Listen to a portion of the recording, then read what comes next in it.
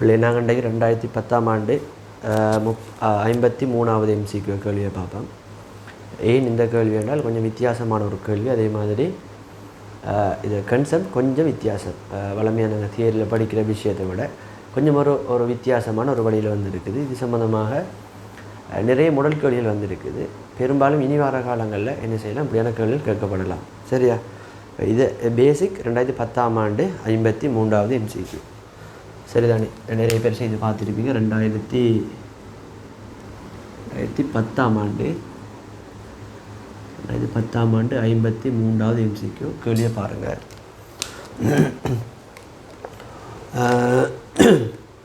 ஒரு கிடை நிலத்தில் ஒரு பீராங்கி தானப்படுத்தப்பட்டிருக்கும். அதே வேளை பீராங்கி இருக்கும் இடத்திலிருந்து 2000 மீட்டர் தூரத்தில் இருக்கும் இலக்கில் படுமாறு அதிலிருந்து ஒரு வெடிகுண்டு சுடப்படுகிறது. வெடிகுண்டின் பாதையில் ஒரு குறித்த புள்ளியில் தற்செயலாக வெடிகுண்டு AB எனும் 2 பகுதிகளாக வெடிக்குதாம். சரிதானே? அப்போ இதான் கேள்வி விளங்கிக் கொள்ளுங்கள்.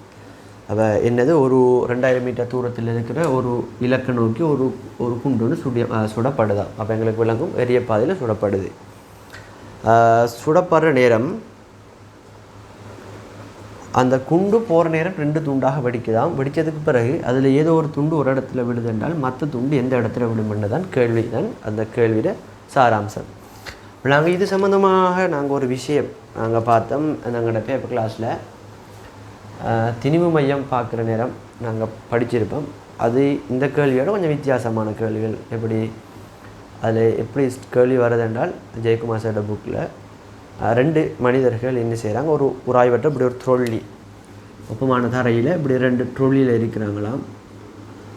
இப்படி 2 ட்ரோல்லி இருந்தும் இங்கே 2 மனிதர்கள் சரி அப்படி 2 பேர் நிற்கிறாங்க. நின்றுட்டு 2 பேரும் ஒரு கயிற்றை பிடிச்சி இழுப்பதன் மூலம் என்ன செய்கிறாங்க, ஒன்றோடு நோக்கி வராங்க. அந்த இடத்துல இவரோட திணிவு என்னமோ, ஒரு உதாரணத்துக்கு ஒரு M, இவரோட ஒரு 2M வைப்போமே உதாரணத்துக்கு. அப்படி திணிவை தந்துட்டு இவங்க 2 பேருக்கு முடியல அந்த வேறாக தராங்க. கேள்வி என்னென்றால், இவங்க 2 பேரும் கயிற்றை பிடிச்சி இழுக்கிற நேரம் எந்த இடத்துல சந்திப்பாங்க, அதான் கேள்வி. நாங்கள் அந்த இடத்துல சென்னோம். எப்படி இவங்க 2 பேரோட ஈர்வை மையம் எங்கே வரும், பொது ஈர்வை மையம்ன்றது திணிவு விகிதம் 1:2 போனால் தூர வீதம் 2:1 வரும். மொத்த தூரத்தினால் 3ஆக பிரித்து இதுலேருந்து 2 பங்கு தூரத்தில் வரும். விளங்குதா? இப்போ இது 2x என்றால் இது x. அப்போ இந்த இடத்துல சந்திப்பாங்க என்று சொன்னான். இப்போ அந்த கேள்வியை செய்கிற நேரம் கதைச்சினான். எப்படி இப்போ இவங்க 2 பேரும் நான் ஒரு தொகுதியாக்குறது நேரம் இது ஒரு தொகுதி. விளங்குனா?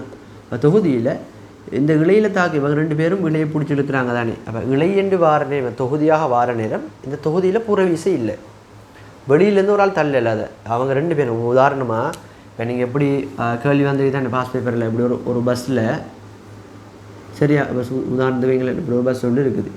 இப்போ இந்த பஸ் இந்த பக்கமாக மூவ் ஆகணும் என்றால் வெளியிலேருந்து நாங்கள் என்ன செய்யணும், அந்த பக்கமாக ஒரு விஷயம் கொடுக்கணும்.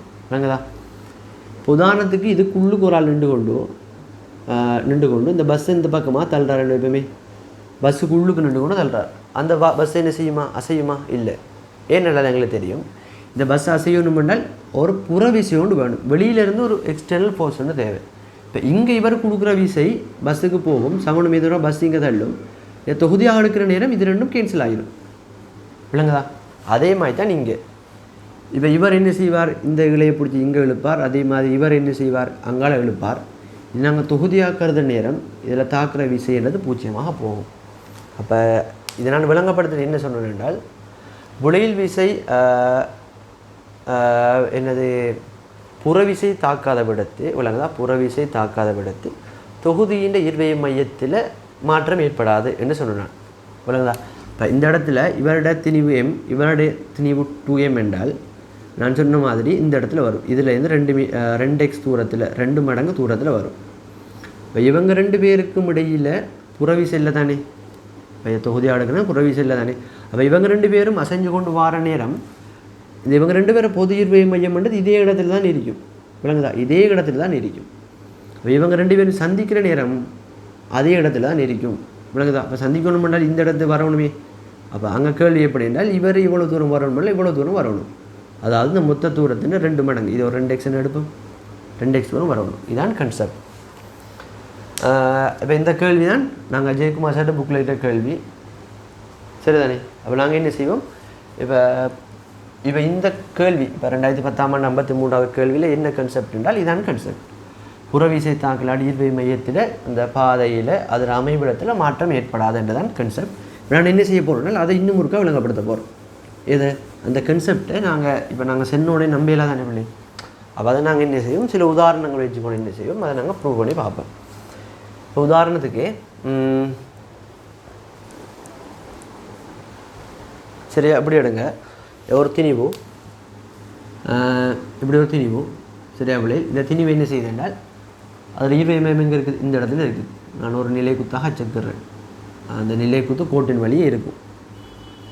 சரியா இப்படி இருக்கிறது வைங்களேன். இப்போ என்ன செய்யுது என்றால் இந்த திணிவு சடுதியாக 2 துண்டாக வெடிக்குது. விளங்குதா பிள்ளை? அப்போ இப்படி 2 துண்டாக வெடிக்குது, 2 பகுதியாக வெடிக்குது. அதில் இந்த பகுதியில் திணிவு M என்றும் இந்த பகுதியில் திணிவு 2M என்று எடுப்போம். அப்போ உங்களுக்கு இந்த பகுதியில் வேகத்தை நான் ஒரு உதாரணத்துக்கு ஒரு 2 ms-1 எடுப்போமே. ரெண்டு எடுத்தால் உங்களுக்கு தெரியும் இந்த பகுதியில் வேகம் என்னென்னு வரும்னால் ஒரு ms-1 வரும். விளங்குதா? அது ஏன் உந்தகவ தத்துவம். உந்தகவ தத்துவம் என்ன சொல்லுது, புறவிசை தாக்காத விடத்தை தொகுதியின் மொத்த உந்தம் காக்கப்படும். ஆரம்பத்தில் ஓய்வில் இருக்கின்றபடியால் ஆரம்ப மொத்த உந்தம் 0. வெடித்ததுக்கு பிறகு இவருக்கு 2m என்ற வேகம் வலது பக்கமாக என்றால் இவருக்கு இடது பக்கமாக 2m என்ற வேகம் வரணும். இவருடைய திணிவு 2m என்றபடியால் இங்கே 1 வரும். அது தெரியும் தானே? அப்போ நாங்கள் இதை உந்தம் படிக்கலை, இந்த இடத்துல உந்தத்தை பற்றி நாங்கள் கதைக்கலை, அது அவங்களுக்கு தெரியும். அப்போ இப்போ இந்த இடத்துல நான் என்ன கன்செப்ஷன், நான் ஆரம்பத்தில் நான் புறவிசை தாக்காத விடத்து, இந்த இடத்துல புறவிசை இல்லை, உள்வெடிப்பின் காரணமாக வெடிக்குது, புறவிசை இல்லை. அப்படியே நிறைய நடந்திருக்கணும். இந்த இடத்துல இந்த வெடிக்கல் அடைந்த திணிவுட ஈர்வை மையம் என்றது அதே இடத்துல இருந்திருக்கணும். விளங்குது? அந்த கோட்டின் வழி இதே இடத்துல இருந்திருக்கணும். இப்போ வெடிச்சிட்டு எப்படி வெடிக்குது என்றால் அகவிசையின் காரணமாக, புறவிசை இல்லை, புறவிசை தாக்காத விடத்து அதில் ஈர்வை மையத்தின் திணிவு மையத்தின் அமைவிடம் அல்லது பாதையில் இயக்கத்தில் மாற்றம் இல்லை. அதான் கன்செப்ட். இங்கே புறவிசை இல்லை தானே? புறவிசை இல்லாட்டி அது வெடித்ததுக்கு பிறகும் ஈர்வை மையம் அதே புள்ளியில் தான் இருக்கணும். விளங்குது? அதே புள்ளியில் தான் இருக்கணும். உதாரணமாக இப்போ உங்களுக்கு விளங்குது, வெடித்ததுக்கு பிறகு இவருக்கு ஒரு வேகம் கிடைக்குது வலது பக்கமாக, இந்த பகுதிக்கு இடது பக்கமாக ஒரு வேகம் கிடைக்குது. அப்படின்னா விளங்கணும், இந்த ஒரு பகுதி வலது பக்கமாக இயங்கி கொண்டு போக போகுது, மற்ற பகுதி இடது பக்கமாக இயங்கி கொண்டு போக போகுது. அப்படி போகிற நேரம் ஈர்வை மையம் ஒரே இடத்துல இருக்கணும். இந்த இடத்துலையே இருந்தால் தான் நாங்கள் சின்ன கதைச்ச கன்செப்ட் சரியாக வரும். சரி, அப்போ நாங்கள் பார்ப்போம்.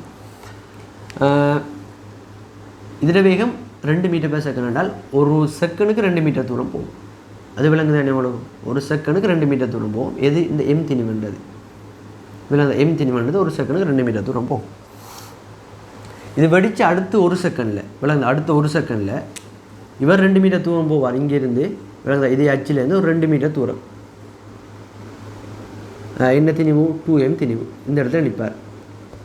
அதுவே இவரை பாருங்கள், M திணிவா மீது 2 மீட்டர் தூரத்தில் நிற்பார். சரியா? 2M திணிவு என்ன செய்யும்? அவருடைய வேகம் 1 மீட்டர்/செகண்ட். இவர் 1 மீட்டர் தூரம் வந்திருப்பார். விளங்குதா பிள்ளை? அப்போ இது 2 மீட்டர், இவர் 2 மீட்டர், இது 1 மீட்டர். இப்போ மொத்த தூரம் என்னது? 3 மீட்டர். அப்போ இதுலேருந்து பாருங்கள், இப்போ வெடிக்கிறதுக்கு முதல் ஒரு திணிவு ஒரு ஈர்வை மையம், வெடித்ததுக்கு பிறகு 2 திணிவு. இப்போ இது 2 பேருடையும் பொது ஈர்வை மையம். விளங்குதா? இவங்க 2 பேரோட பொது ஈர்வை மையம் எங்கே வரும் என்றால் திணிவு விகிதம் 2:1 என்றால் தூர விகிதம் 1:2 வரும். அப்போ இதுலேருந்து ஒரு பங்கு தூரத்தில் வரும். மொத்தம் 3 பங்கு. அப்போ 3 மீட்டரை நாங்கள் 3ஆக பிரித்து ஒரு பங்கு தூரம் என்றால் இதுலேருந்து 1 மீட்டர். அதாவது இந்த இடத்துல பொது ஈர்வை மையம் வரும். விளங்குதா பிள்ளை? அப்போ ஆரம்பத்தில் எந்த இடத்துல இருந்ததோ அதே இடத்துல தான் இப்பயும் ஈர்வை மையம் இருக்குது. விளங்குதா? இங்கேருந்து இங்கே விரிஞ்சு போகிற மாதிரி, இப்போ விரிஞ்சு போக போக ஒவ்வொன்றை விட்டு விலத்தி போக போக அதே இடத்துல தான் என்ன செய்யும்? அந்த பொது ஈர்வை மையம் இருக்கும். அடுத்து இன்னும் ஒரு செகண்ட் யோசிச்சு பாருங்கள். இவருடைய வேகம் 2, ஒரு செகண்டுக்கு 2 மீட்டர்னா 2 செகண்டுக்கு 4 மீட்டர் தூரம் போயிருப்பார். விளங்குதா பிள்ளை? அப்போ 4 மீட்டர் தூரம் இங்கே எங்கே M திணிவு. அதே மாதிரி இவர் என்ன செய்வார்? இவர் 2 மீட்டர் தூரம் வந்திருப்பார். விளங்குதா பிள்ளை? அப்போ இது 2, இது 4 என்றால் மொத்தம் 6. அப்போ திணிவு வீதம் 2:1 என்றால் தூர வீதம் 1:2. 6 நாங்கள் 3 பிரித்து ஒரு பங்கு என்றால் இவ்வளவும் 2 மீட்டர் விளங்குதா, இவ்வளவும் 2 மீட்டர் தூரம், இங்கேருந்து 2 மீட்டர் தூரத்தில் வந்துக்கணும். அப்போ சரியாக ஈர்வை மையம் எங்கே வரும், இங்கே தான் வரும். அப்போ உங்களுக்கு என்ன சில்லறன்னு விளங்குதா அப்படியே, இப்போ என்ன விஷயம் மட்டும் விளங்குதா, இந்த இடத்துல புறவிசை தாக்கல, புறவிசை தாக்கலாட்டி அது எத்தனை துண்டாக உடைஞ்சு எந்த பக்கமாக இயங்கினாலும் அதன் ஈர்வை மையம் ஆரம்பத்தில் எந்த மாதிரி இருந்துச்சோ எந்த இடத்துல இருந்துச்சோ அதே இடத்துல தான் என்ன செய்யும், தொடர்ச்சியாக இருக்கும். விளங்குதா, இது அடுத்த 10 செகண்டுக்கு இயங்கினது இல்லைங்களேன், அதே இடத்துல தான் பொது ஈர்வை மையம் இருக்கும். இதுதான் கன்செப்ட். சரி, இது ஓய்வில் இருக்க ஒரு துணிக்கை. இப்போ இதை வச்சுக்கொண்டு நாங்கள் அங்கே நிறைய கேள்விகள் செய்தோம். சரியா பிள்ளை, இப்போ இதை வச்சுக்கொண்டு நாங்கள் நிறைய கேள்விகளை என்ன செய்யலாம், யோசிக்கலாம். இப்போ அந்த இடத்துல 2 திணிவுலாம் குறிச்சிக்கிறேன். உண்மையில் 4 துண்டோ 5 துண்டோ 10 துண்டோ எத்தனை துண்டாக உடைஞ்சாலும் இதே மாதிரி தான் வரும். விளங்குதா, இதே மாதிரி தான். இப்போ இதுக்கப்புறம் உங்களுக்கு என்ன செய்யலாம், கேள்விகள் வரலாம். இப்போ இது உதாரணம் நான் 2 திணி வச்சு கதைச்சேன். சரியா, இப்போ என்ன செய்யலாம்னா இப்படி ஒரு திணிவாம், அது என்ன செய்து இப்படி ஒரு 4 துண்டாக வெடிக்கணும். எப்பவுமே இப்போ மேலே நாங்கள் பார்க்குற மாதிரி 4 துண்டாக வெடிக்குது. வெடிச்சதுக்கு அப்புறம் ஒரு துண்டு இங்கே, ஒரு துண்டு இங்கே, இன்னும் ஒரு துண்டு இங்கே, இன்னும் ஒரு துண்டு இங்கே, இப்படி எப்பவுமே இப்போ திணிவு தாராங்க. இதில் திணிவு விகிதம் திணிவை தந்துட்டு இப்போ 3க்குமான தூரங்களாக தாராங்க. தந்துட்டு ஏதாவது ஒரு திணிவு தூரத்தை நாங்கள் கேட்கலாம். விளங்கினா ஏன் நான் என்ன கன்செப்ட் வச்சிருக்கோம், இது 4 இடையும் விலையில் ஈர்வை மையம் பண்ணுறது இதே இடத்துல இருந்திருக்கும். விளங்குதா அப்படி. அப்போ நாங்கள் என்ன செய்வோம், தூரத்தை வச்சுக்கொண்டு என்ன செய்வோம், அதே இடத்துல பொது ஈர்வை மையம் வார மாதிரி 3 தூரங்களை தந்தாங்க என்றால் மற்ற 4வது தூரத்தை நாங்கள் கண்டுபிடிக்கலாம். விளங்குதா, ஆள்கூறுகளை. இப்படி நிறைய கேள்விகளை என்ன செய்யலாம், காலங்கள் இனி வரும் காலங்களை என்ன செய்யலாம், வரலாம். எல்லாமே ஒரே கன்செப்ட் தான். சரியா, அப்போ என்னது, ஆரம்பத்தில் அதில் ஈர்வை மையம் ஓய்வில் இருக்குது, அது குறிப்பிட்ட ஒரு இடத்துல இருக்குது, அது வெடித்ததுக்கு பிறகும் அகவிசையின் காரணமாக வெடித்ததுக்கு பிறகும் என்ன செய்யும், அதே இடத்துல தான் இருக்கும். இது இந்த இடத்துல ஓய்வில் இருக்கிற துணிக்கைக்கு. இப்போ நாங்கள் என்ன செய்வோம் என்றால் ஒரு குறிப்பிட்ட வேகத்தோடு ஒரு இயங்கி கொண்டு இருக்கிறத வெடிக்கிறதை யோசிப்போம். சரியா, உதாரணமாக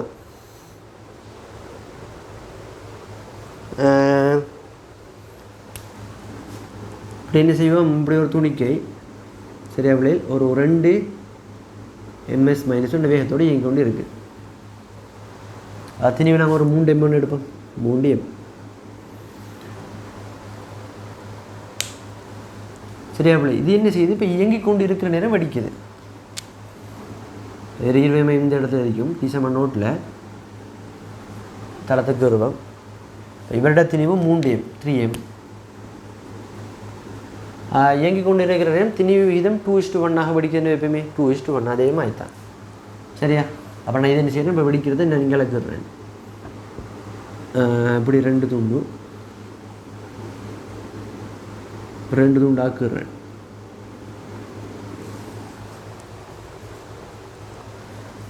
m 2m. இப்போ நான் இவருடைய வேகத்தை ஒரு 4 ms-1 எடுத்தால் இவருடைய வேகத்தை நான் கண்டுபிடிக்கலாம். எப்படி உந்த காவ தத்துவம், இவங்க ஆரம்ப உந்தம் 6ன்றது வலது பக்கமாக, இறுதி உந்தம் 6 வலது பக்கமாக வரணும். இவருக்கு 4 வந்துட்டு இவர் 2ன்றபடியால் இவருக்கு ஒரு ms-1 வேகம். விளங்குதா, இவருக்கு ஒரு ms-1. சரியா, இப்போ என்ன கன்செப்ட், இயங்கி கொண்டு இருக்கிற நேரம் இந்த திணிவை என்ன செய்து 2ஆக வெடிக்குது அகவிசையின் காரணமாக.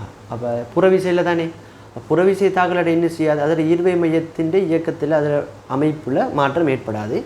அதனால் என்ன சொல்கிறேன் என்றால் வெடிக்கிறதுக்கு முதல் 2 m/s வேகத்தில் தான் அதில் ஈர்வை மையம் இயங்கி கொண்டிருந்தது. அப்போ வெடித்ததுக்கு பிறகும் அதன் ஈர்வை மையம் பொது ஈர்வை மையம் உள்ளது அதே 2 m/s வேகத்தோடு இயங்கி கொண்டு இருக்கும். அது நடக்குதான்னு பார்ப்போம். சரிதானே, இப்போ இந்த இடத்துல என்ன செய்த பிள்ளை வெடிக்குது, நான் அதை தனித்தனியாக கீறிக்கிறேன் அதில் வேகங்களை குறித்து காட்டுறதுக்காக. இந்த இடத்துல 2ஆக வெடிக்குது.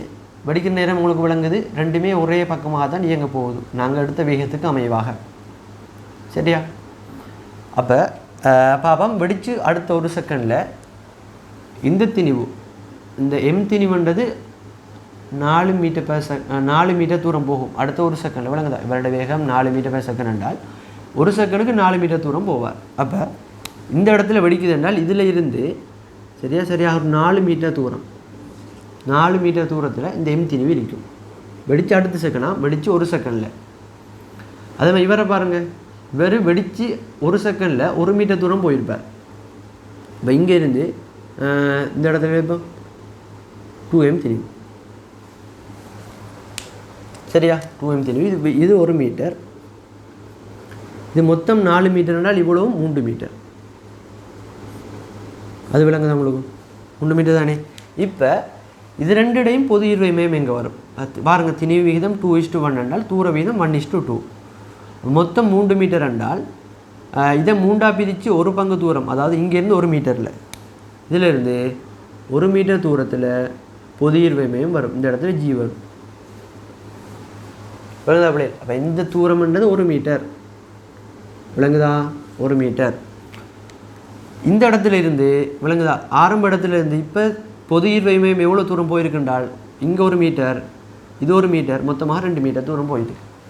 அப்போ விளங்குதா? இது வெடிக்கலாட்டியும் என்ன செய்திருக்கும், அடுத்த ஒரு செகண்டுக்கு 2 மீட்டர் தூரம் முன்னுக்கு வந்திருக்கும் இந்த ஈர்வை மையம். வெடித்ததுக்கு பிறகு என்ன செய்யுது, 2 மீட்டர் தூரம் முன்னுக்கு வருது. கன்செப்ட் விளங்குதா உங்களுக்கு? அடுத்தது இதே மாதிரித்தான் நீங்கள் என்ன செய்யலாம், அடுத்த ஒரு செகண்டில் என்ன செஞ்சிருக்கும், இது 8 மீட்டர் தூரம் போயிருக்கும். விளங்குதா? இங்கே இருந்து இந்த M3 இங்கே 8 மீட்டர் தூரம் போயிருக்கும். இவ்வளோ 8 மீட்டர். இவர் என்ன செய்வார், 2வது செகண்டில் 2 மீட்டர் தூரம் போயிருப்பார். இவர் 2 மீட்டர், M3 2M3 2 மீட்டர் போயிருப்பார். இவர் 8 மீட்டர், இவ்வளவு 8 மீட்டர் என்றால் இவ்வளவுமாக மொத்தமாக 6 மீட்டர். அப்போ திணிவு விகிதம் 2:1 என்றால் தூர விகிதம் 1:2. அப்போ இதில் இருந்து 2 மீட்டர் தூரம்.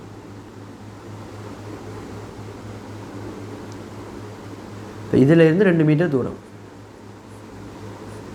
இவ்வளோமே எவ்வளோ தூரம் பிள்ளை, 2 மீட்டர். இங்கே பாருங்கள் 2 மீட்டர். அப்போ இங்கே பாருங்கள் சரியாக வருது. இவர் வெடிக்கலாட்டி 2 செகண்டில் 4 மீட்டர் தூரம் போய்ப்பார். விளங்குதா? 2 செகண்டில் 4 மீட்டர் தூரம் போய்ப்பார். எந்த இடத்துல தொகுதி நீர்வயமாக வந்துருப்பேன். அப்போ புறவிசை அகவிசையின் காரணமாக வெடிக்கிற நேரம், அதாவது புறவிசை தாக்கலாட்டி அதன் இது இங்கே பாருங்க, இந்த இடத்துல புறவிசை தாக்கலை தானே பிள்ளைகள். அப்போ இந்த இடத்துல இது வெடிக்கலாட்டி 2 செகண்டுக்கு 4 மீட்டர் தூரம் இதில் ஈர்வைமயம் நகர்ந்திருக்கும். அகவிசையின் காரணமாக வெடித்தாலும் விளங்குதா, அதன் ஈர்வை மையத்தின் வேகத்தில் மாற்றம் ஏற்படலை. விளங்குதா? அது ஒரு செகண்டுக்கு 2 மீட்டர் தூரம் தான் போய்க்குது, 2வது செகண்டில் 4 மீட்டர் தூரம் போயிட்டு. இப்போ இங்கே என்ன கன்செப்ட் என்றால் இதான் கன்செப்ட். புறவிசை தாக்கலை தானே, புறவிசை தாக்கலை. அப்போ அதன் ஈர்வை மையம் என்ன வேகத்தில் எப்படி இருக்குமோ, அது ஆரம்பத்தில் ஓய்வில் இருக்கும் என்றால் அதே இடத்துல தொடர்ச்சியாக என்ன செய்யும், அது வெடித்தாலும் அதே இடத்துல ஓய்வில் இருக்கும். அல்லது ஒரு குறிப்பிட்ட வேகத்தோடு இயங்கி கொண்டு போகிற நேரம் அது வெடித்தாலும் அந்த தொகுதியின் பொது ஈர்வை மையம்ன்றது அதே மாதிரி தான் இயங்கி கொண்டு போகும். விளங்குதா? இப்போ இதான் இந்த கேள்வியில் கன்செப்ட். இப்போ இதை வச்சுக்கொண்டு உங்களுக்கு நிறைய கேள்வியில் என்ன செய்யலாம். இப்போ நாங்கள் என்ன செய்வோம், இந்த 2010ஆம் ஆண்டு 53வது கேள்விக்கு வருவோம். இப்போ நாங்கள் கதைக்கிற நேரம் ஒரு கேள்விக்குரிய விஷயத்தை மட்டும் கதைக்கிறதில்ல. விளங்குதா? இப்போ தேவையான இதை நோட் பண்ணி வச்சுக்கொள்ளுங்க. ஒரு கேள்விக்குரிய விஷயத்தை மட்டும் கதைக்கிறதில்ல. இப்போ உங்களுக்கு இந்த இது விளங்கிந்தானே பிள்ளை. இப்போ இதை விட இதுக்கு இன்னும் தெளிவாக என்ன செய்யலாம், விளங்கப்படுத்த இயலாம். இப்போ நாங்கள் என்ன செய்வோம், கேள்விக்கு வருவோம். ஒரு கிடைநிலத்தில் ஒரு பீடாங்கி தானப்பட்டிருக்கும் அதே வேளை பீடாங்கையிலிருந்து 2000 மீட்டர் தூரத்தில் இருக்கும் ஒரு இலக்கில் படுமாறு அதிலிருந்து ஒரு வடி கொண்டு சுடப்படுகிறது. அப்போ இது தரை. இங்கே என்ன செய்கிறாங்கன்னா 2000 மீட்டர் தூரத்துக்கு ஒரு புள்ளிக்கு என்ன செய்கிறாங்க, ஒரு ஏவுகணையை ஏவுறாங்க. அது எப்படி என்ன செய்யும், இப்படி படும். சரியா? அப்போ இப்போ ஏவுற நேரம் என்ன செய்தால் வெடிக்குதான். இப்போ வெடிக்கலாடி என்ன நடந்திருக்கும் என்றால் அதோட ஈர்வை மையத்தில் பாதை இப்படி தான் வந்திருக்கு, ஒரு பரவளவு பாதை. இப்போ நான் ஆரம்பத்தில் கதைச்சு அதே கன்செப்ட் தான். ஒருவேளை தற்செயலாக வெடிக்குது, அகவிசையின் காரணமாக வெடித்தாலும் வெடிக்கிறது போகிற ஒரு 2 துண்டு வரும் தானே, அந்த 2 துண்டுடையும் பொது ஈர்வை மையத்தில் பாதையும் என்ன செய்யும், இப்படி தான் வரும். உதாரணத்துக்கு இப்படி போகிற நேரம் இப்போ இந்த இடத்துல வெடிக்கிறது எப்பவுமே, இந்த இடத்துல இப்போ என்ன செய்யுது, ஒரு 1:2 விகிதமாக வெடிக்கிறது எப்பவுமே. அதில் எம் திணிவு இந்த இடத்துல இருக்கணும் எப்பவுமே. எம் திணிவு என்றால் சரியா பிள்ளைகள், எம் திணிவு இந்த இடத்துல இருக்கின்றால் 2m திணிவு இந்த இடத்துல இருக்கணும் எப்பவுமே. மாறி 2m திணிவு m திணிவு எப்பவுமே இப்படி வெடிச்சிட்டு இப்படி இந்த இடத்துல வெடிச்சது இப்படியே இப்படி வர்றதுன்னு எப்பவுமே. இப்போ இந்த இடத்துல இயங்க கொண்டு வரணும், இந்த இடத்துல வெடிச்சிட்டு எப்பவுமே. அப்போ என்ன செய்து இப்படி பிரிஞ்சு கொண்டு என்ன செய்யும், போகிற நேரம் இவங்க 2 பேரையும் பொது ஈர்வை மையம் இதே இடத்துல இருக்கும்.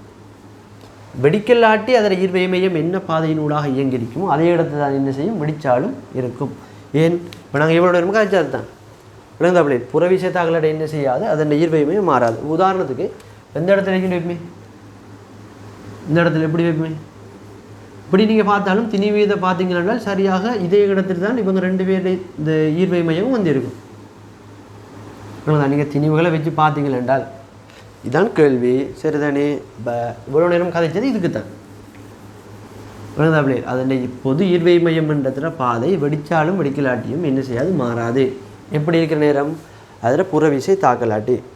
அப்போ 2000 மீட்டர் தூரத்தில் இருக்கிற ஒரு புள்ளியில் படுற மாதிரி என்ன செய்கிறாங்க, அப்படி ஏவுறாங்களாம்.